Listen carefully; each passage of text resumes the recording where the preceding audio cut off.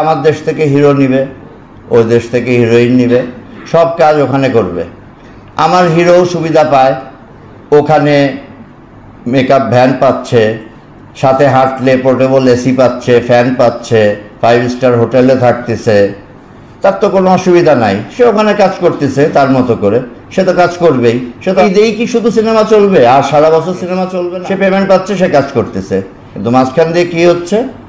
আমার দেশের সব কলাকুশলী, ফাইটার, ডান্সার এরা কিন্তু বেকার হচ্ছে। দেখেন, এখানে কথা আছে, আমিও কিন্তু বাইরে কাজ করছি।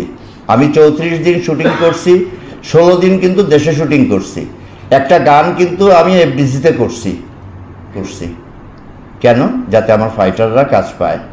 হ্যাঁ, আমি আমেরিকাতে কাজ করছি, গল্পের প্রয়োজনে আমার আমেরিকাতে কাজ করতে হয়েছে, তাই বলে আমি পুরো কাজ তো দেশের বাইরে করি নাই। SBF এর মতো প্রতিষ্ঠান বাংলাদেশে একটা লোকাল প্রতিষ্ঠানের সাথে জয়েন্ট করে একটা প্রতিষ্ঠান ক্রিয়েট করছে, তারা ভাগাভাগি করে কাজ করছি।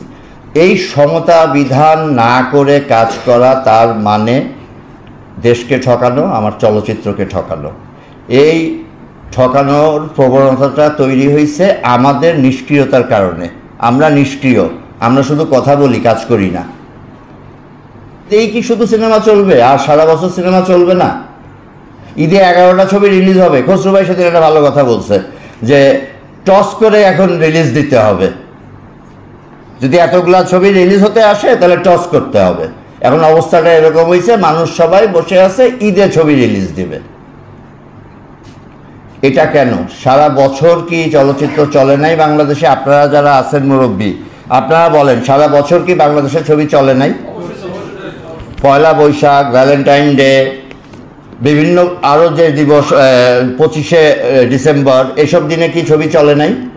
এখন কি কেউ রিলিজ দেই আমরা? আমি নিজেই তো দেই না। কেন দেই না? আমি তো হল পাবো না, এই জন্য দেই না, হল বন্ধ থাকে। এরপরে আসেন সিনেপ্লেক্সের কথায়। সিনেপ্লেক্স পেয়ে গেছে মনোপলি। সিনেপ্লেক্স সে সুবিধা নিচ্ছে, সে ব্যবসায়ী, সে তো ডাইরেক্ট বলছে আমি তো ব্যবসা করতে আসছি, যেই পণ্য আমার এখানে চলবে সেই পণ্য আমি চালাবো। তার মানে কি? তার মানে চলচ্চিত্রের প্রতি তার কোনো দায়বদ্ধতা নাই। সে ব্যবসায়ী, তো মেনে নিতে হবে সে ব্যবসায়ী।